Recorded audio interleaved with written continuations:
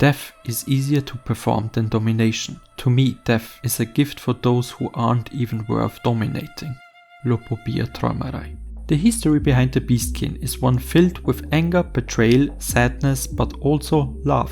So join me as I dive deeper into the history behind the Beastkin as well as the Baylord Brothers in part 7 of my Tower of God history series. As always, don't forget to like and subscribe, and let's start. Shortly after the end of a great war, someone very influential requested the workshop to artificially create a new race by mixing the genes of human children and animals. This is how the Beastkin were created. To determine the most superior species among them, the workshop did cruel experiments on them and let them fight in multiple survival tests. That is where the two Beastkins, Yasratcha and WangWang, first met. Yasratcha was a Beastkin that was created by mixing human genes with that of a cat, while WangWang resembled a dog. Yasratcha's first thought when he met WangWang was that he didn't want to get involved with him, because it seemed like WangWang would live a boring life. Then, one day, the workshop gathered all surviving Beastkins in one place and made them fight. WangWang and Yasratcha were two of the survivors of this cruel test. They didn't lay hands on each other because they knew of each other's strengths. The few Beastkin that did survive the battle became regulars and climbed the tower.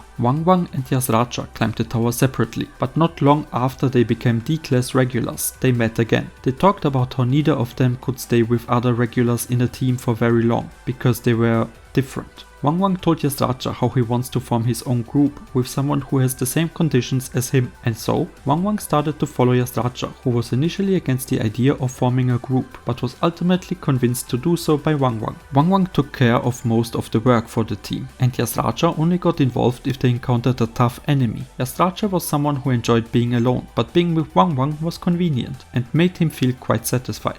So when Yasratcha got used to being in a team with WangWang, Yasratcha asked if WangWang had a dream. WangWang replied instantly that his dream was to find his one and only master and serve him. Yasratcha responded by telling WangWang that that is not a dream and how he should get over his instincts. That is also where Yasratcha told WangWang that he decided on his dream, which was to prove to WangWang that he doesn't need a master. Hundreds of years later, they became A-class regulars, and the workshop called the two of them and told them that the person that founded the Beastkin research would become their master once they passed the test to become rankers. Yasratcha thought that this might happen and didn't like the idea one bit, but WangWang was different. After hearing that he would have a master, he got so excited that he couldn't sleep for several days. Then one day, WangWang and Yasratcha got into an argument because Yasratcha could not understand how WangWang could not want to run away and live freely. However, WangWang simply wanted to follow his instincts and told Yasratcha to do the same and simply do what his instincts told him to do. So he suggested that they should go their separate ways from here on out. Yasratcha agreed with a heavy heart, and that was the last time the two saw each other as regulars. After parting ways, Yasratcha became a ranker and decided to not contact the workshop and ignored all their attempts to reach him. He then started to form his own group with subordinates that he shared his power with, and not long after that they became a famous group. However, one day, a soldier from the workshop came looking for Yasratcha and killed every one of his subordinates. The soldier told Yasratcha that he shouldn't have ignored the workshop's calls and that his master was waiting for him. Yasratcha screamed at the soldier that he is his own master. The soldier responded that he should just stop resisting, like the dog did, and his new master wasn't someone he could run away from anyway. Ultimately, Yasratcha chose to go to that master. On their way, Yasratcha became curious who this big shot new master could be. Once he arrived at the destination, he was greeted by an imposing figure. Po Bia Kirin is the chief trainer of Po Bia's army, and just when Yasratcha assumed that he must be the new master, Kirin summoned the dog and his tamer. This dog was none other than Yasratcha's former teammate WangWang, who was wearing a leash. Yasratcha became furious when he saw WangWang and asked himself what kind of master this was, when suddenly a window appeared and a voice could be heard. Kirin immediately bowed his head and commanded everyone else to do so as well, as the voice that came out of the window belonged to the highest ranked individual in this place, one of the great warriors that entered the tower, none other than the head of the Po Bia family, Po Bia Traumerei. After that, Yasratcha realized that the family leader is someone that is unbelievably far away from everyone else. Yasratcha spent the next year as the pet of the Po Bia family head, and his daily routine consisted of him playing around in a place called the Cat Tower. However, WangWang was treated very differently, as he was always on a leash and had to fight other beastkins every day. The reason for that was that the Po Bia family wanted WangWang to lead his own group, as unlike Yasratcha, he was completely loyal to the family head. Soon after, Yasratcha got permission to freely roam in the floating castle where they lived, and as soon as he got that freedom, he went to see WangWang, who was still on a leash and locked inside a cage. Yasratcha, who thought that this kind of life wasn't worth living, asked WangWang to run away with him even if it meant death for them. However, WangWang had no complaints about his current life. He told Yasratcha multiple times that serving his master and being loyal to him was always the life he wanted. Yasratcha thought that he lost his mind and decided to escape alone when he met another Beast King survivor from the workshop called Lobby. That is when Yasratcha was told why WangWang was always on a leash and the truth behind the Beastkin experiment, as anima have the power to control animals. However, that wasn't good enough, so the Po Bia family requested the workshop to mix the genes of animals and humans to create powerful warriors that they could control. Lobby experienced this mind control firsthand, and he described this experience as humiliating. However, WangWang was different, as the mind control of the top animals in the Po Bia family had no effect on him, and he only followed the orders out of his own free will, which is why they kept him on a leash. Hearing the truth, Yasratcha decided to stay in the floating castle, and after a long time, he and WangWang adjusted to their lives in different ways. WangWang as the loyal dog and Yasratcha as a pet cat. Yasratcha earned the family leader's trust and a high position within the family, and started to get involved in making decisions for the family. As time continued to pass, WangWang used his power to increase the number of canines and trained them to become a loyal army. Even after their number increased and gained recognition for accomplishing many jobs, WangWang was still kept on a leash, as the branch leaders of the Po Bia family were worried about this creature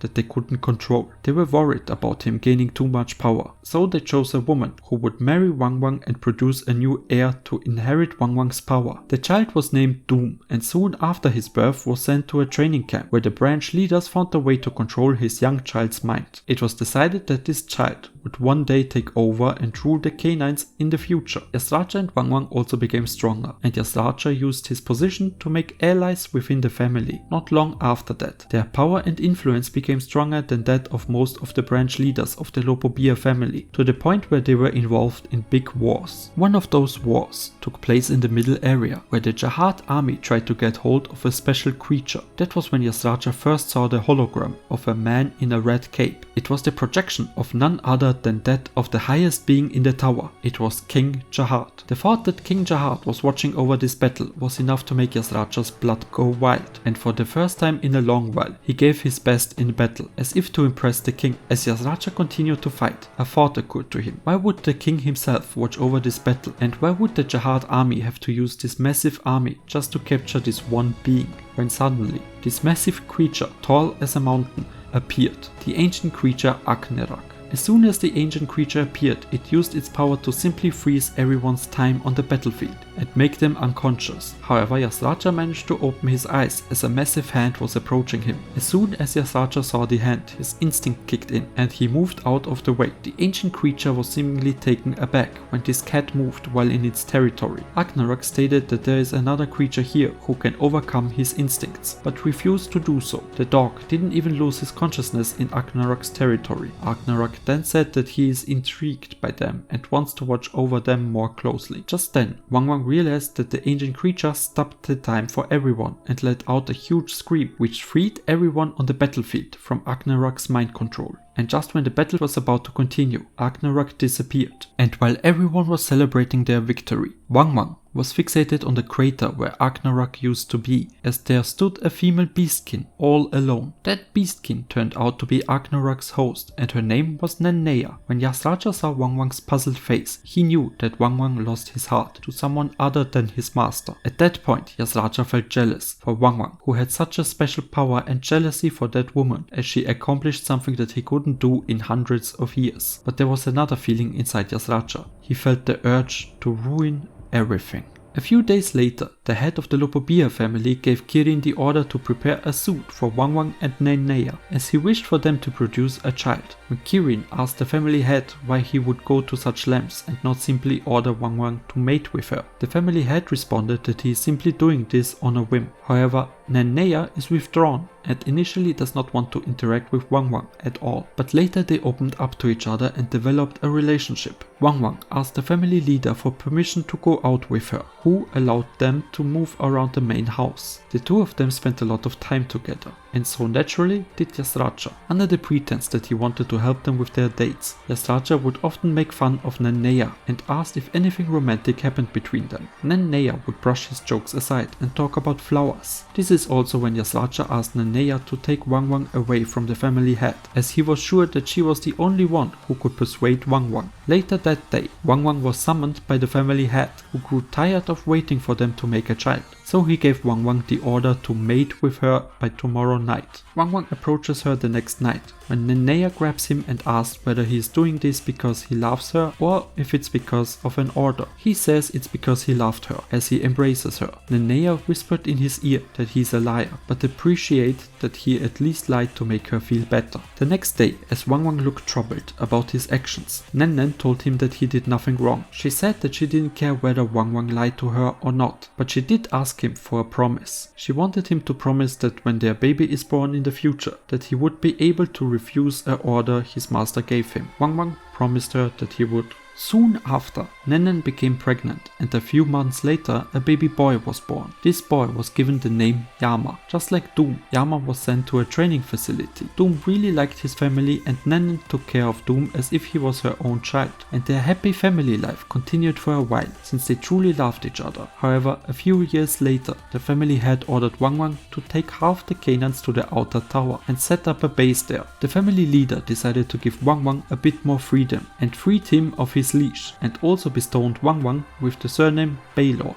WangWang and his canines were sent to a place in the outer tower to keep fuck in check and protect the Po Bia family there. WangWang was also told to meet his next mating partner there and have a child with her. The child was to be named Paul, and after its birth it was to be sent to the main family, where he would be trained, and when all three of his children are fully grown, they would inherit WangWang's power and lead the canines. After WangWang was told his orders, he became visually distraught, which led to the family head asking WangWang if he is no longer willing to take orders from his master. Before WangWang could really give an answer, Traumerai added that that doesn't matter, as he is used to being betrayed by someone who is in love. Dominating those guys by force is his way of dealing with them. As always, WangWang accepted his master's orders, but since neither NenNen nor the children were allowed to leave the Po Bia family ship, they were separated. On the day that the canines left for the outer tower, Yasratcha came to talk to WangWang. He mentioned how ridiculous these orders of the family were, and how WangWang was not even given the surname Po Bia, but WangWang didn't mind any of that. He was simply following his master's orders. Yasratcha told WangWang to wake up and asked him why he thought half the canines and his children were excluded from this mission. The remaining canines were to be trained under the family's rule, and his children would replace WangWang as the leader of the canines, and that WangWang would simply be abandoned by his master. The reason why they were getting rid of him was because the branch leaders were afraid of WangWang's growing powers. So Yasratcha proposed to betray the family leader first, before he did. Yasratcha planned their escape from the Po Bia family together with NenNen. They thought they could escape the family's influence if they fled to the outer tower and joined fuck, as they despised the 10 great families. However, the plan would only work with WangWang, as he is the only one who could break out of the family leader's mind control. WangWang would have to betray his master to free NenNen and their children.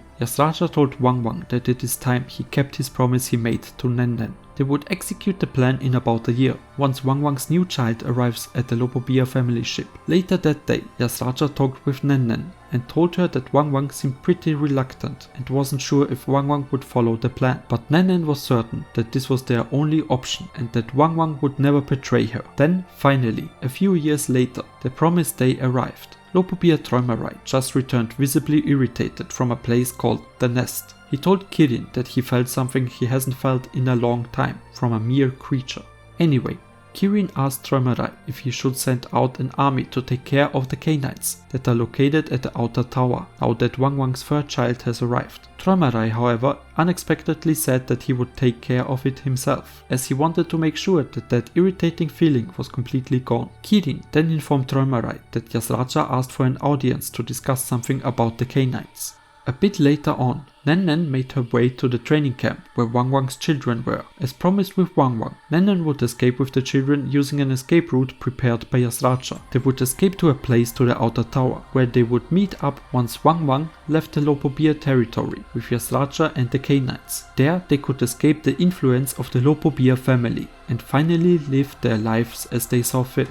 However, just as NenNen started her move, a light appeared, and from the light the silhouette of the family head appeared. The family head asked how a mere creature like her dared being in his territory without his permission. NenNen yelled that she came to see her children, and that as their mother she wouldn't need his permission to do so anymore. As NenNen did, she attacked the family head with the power of the ancient creature Akrinak, but to her shocking surprise, Traumerai was completely unfazed and told her how foolish she was, and there was no creature in the tower that he couldn't control. NenNen couldn't control the shock on her face when one of the 7 animals that Traumerai directly controls appeared and easily defended the ancient creature's attack. When the guards that were on the training camp looked at Traumerai's creature, their eyes immediately started to melt. Traumerai told NenNen that she had no right to see her kids as they were his animals. Meanwhile, Akrinak tried to fight off Traumerai's Shinju, but none of the ancient creature's attacks did any damage, as his host in NenNen was too weak. In its current state, it was no match for any of the family leader's animals. Just then,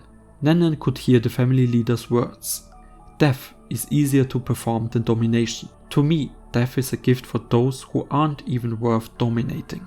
NenNen instantly knew that there was nothing she could do to stop the family head, so she begged the ancient creature to go to hide beside her children in silence, and if they were ever in danger, to protect them. So Akrinak transformed into their gas form and made its way to Yama. Now, let's switch our focus to a place on the outer tower, the place where the canines were. Yasratcha approached WangWang as he looked onto a horde of canines. Yasratcha told him that the Po Bia family dispatched the remaining canines and that they would soon barge in here to wipe out the entire race. A bloodbath would soon occur from a battle within the same species. He told WangWang that he should use his ability to free the canines and other beastkin from the mind control of the Po Bia family and leave this place with him, and that NenNen is also waiting for them. WangWang told Yasratcha that during the last year he thought a lot about whether he could live without his master, what the point of life would be if he can't follow his master. WangWang came to the conclusion that betraying his master and living on his own wasn't a life he would want to live. He also thought that if there is anything that the beastkin wanted, he could just ask the family leader himself, and that the family head would listen to him and take care of all their needs. Yasratcha yelled at WangWang that his loyalty was meaningless, and that the family head doesn't even think of him as a human, and that it was already too late for them. A few days earlier, when Yasratcha asked for an audience with the family head, he told them that WangWang and NenNen were secretly plotting to betray the Po Bia family, and how NenNen was planning to escape with their children. Yasratcha told Kirin and the family head that they could take care of NenNen however they wanted, but to let him handle WangWang. WangWang became angry when he heard the truth, as Yasratcha's lies would put NenNen and their children in danger, but Yasratcha simply didn't care, as all he wanted, all he ever wanted, was to take WangWang away from his master so that they could go on a journey again. Yasratcha knew that WangWang would be labeled as a traitor and would have to run away. Yasratcha called WangWang a foolish and devoted dog, and himself a selfish cat, and noted that neither of them could overcome their instincts. When suddenly a bright light appeared above their heads, the teleportation device which connected this area with the Po Bia mothership started to operate, and then the family head, Po Bia Traumerei, appeared. The family head appeared right above WangWang and Yasratcha, but next to him there was the lifeless body of NenNen.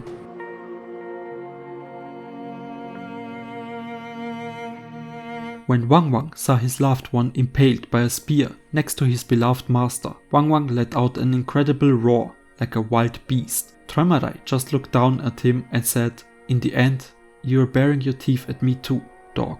I knew you would betray me. You're just no different from the others. They all leave me when they fall in love, so that's where your loyalty ends too." WangWang in response started to cry. He couldn't believe his master would say such a thing, as much as he couldn't believe that he did something that disappointed his master. Traumerai said that after all those years he didn't want to kill WangWang himself, even if he bared his teeth at him. So Traumerai used his incredible anima powers to control every canine around and ordered them to attack their own leader WangWang. But even after losing his loved one, WangWang was still terribly afraid of the thought that he might have done something wrong to his master. He asked how his master could simply kill the woman he loved, and if he didn't think about his feelings when he did it. WangWang also asked if Traumerai would kill his children as well, with Traumerai responding back, "What difference will it make if I know how some insignificant creature would feel? Did you expect me to show love and mercy, and that to a mere dog?"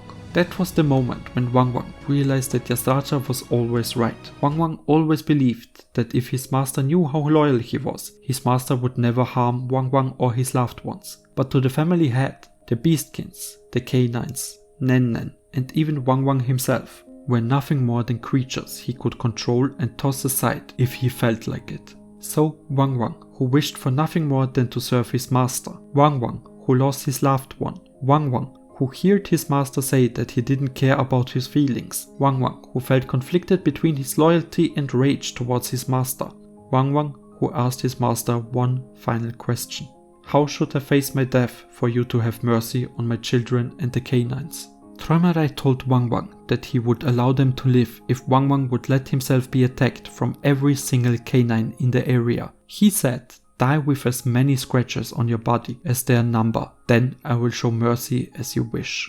Yasratcha told WangWang that that is insane, but WangWang accepted the proposal of the family head and told Yasratcha to attack him too to save himself. WangWang told Yasratcha that now that he lost his loved one and his master, there was no point in continuing living. He said that he is simply living and dying by his instinct, but that Yasratcha was different, that his instinct is selfish, and to attack him to finally set himself free from his obsession with WangWang that was tying him down. He told him to live by his instinct and be himself, be free. WangWang then proceeded to let himself be stabbed by every single canine. Traumerai was content with the outcome and told WangWang that all that was left for him to do was to die, and he would keep his promise. WangWang begged Yasratcha to finish him off and asked him for a favor. He told Yasratcha that there were 3 fangs inside his heart. He asked Yasratcha to give each of his 3 children one of these fangs, as they seemed to be the power that made WangWang immune to mind control, and wanted his children to never have to obey anyone else. However,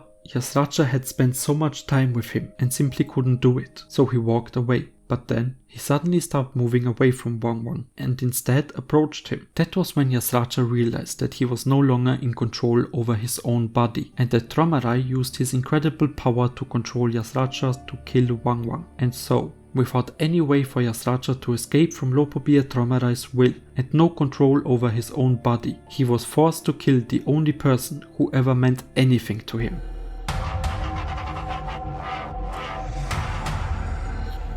Afterwards, Traumerai left and told Yasratcha that he was now free to leave the family and do whatever he wanted. After Traumerai left, Yasratcha told the canines that although WangWang offered them survival and freedom, they still committed an unforgivable sin for killing WangWang and vowed to kill everyone and erase their names from history. Using one of the fangs he took from WangWang, Yasratcha made the canines slaughter each other, and he killed many canines himself. He just kept killing and killing so that he could erase every last trace of what had happened. Shortly after that, the Baylord Brothers, Doom, Yama and Paul, tried to escape and run away from their training camp. Doom, being the oldest brother, took responsibility to escape while protecting his 2 younger brothers. In the middle of their escape, the 3 Baylord Brothers got caught by Yasratcha. He then implemented 2 of the 3 fangs he got from WangWang onto Doom and Yama, but also inserted fear into them and made sure that all future canines would be bound by that fear and could not defile his power. Doom promised that the canines would hide forever and would never bother Yasratcha ever again. However, Yasratcha kept one of the fangs to himself. Thanks to its power, Yasratcha gained the ability to create a new race called the Felines.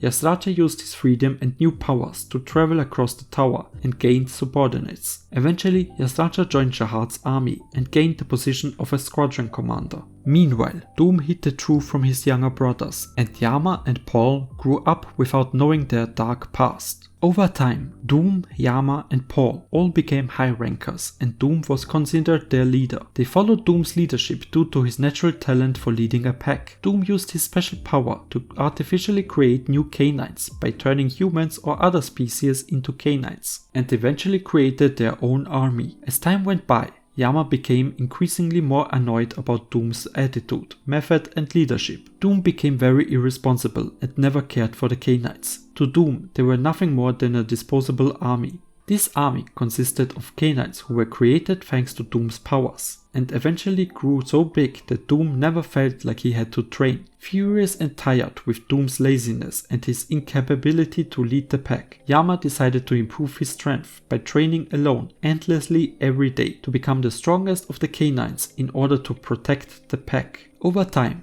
Yama's influence grew bigger and factions started to build, but mysteriously, 3 of Yama's most loyal rankers committed suicide within the span of a year. Another one of Yama's subordinates, a ranker by the name Kato, suspected that Doom was behind those suicides, as he wanted to keep Yama in check. Kato claimed that Doom had no right to be the leader of the canines anymore, and pleaded to Yama to replace him as the leader, but Yama had no interest in leading the canines. However, a problem arose when an elder from Fuck took interest in Doom's power. Fuck wanted Doom to become a new slayer, but Yama feared this idea because he knew that the canine people would only become living sacrifices for Fuck's goals. Tensions eventually increased between Yama and Doom after Doom killed several of Yama's servants when they showed rebellious traits. At first, Yama tried to tolerate Doom's action, but Yama lost his patience when Doom used his power of mind control on Kato and ordered him to kill himself. When Yama felt his power finally surpassed Doom's, he decided to take control and become the new leader of the canines. Yama initiated the first Canine Civil War, along with the canine people who followed him, and challenged Doom and Paul for leadership over the pack.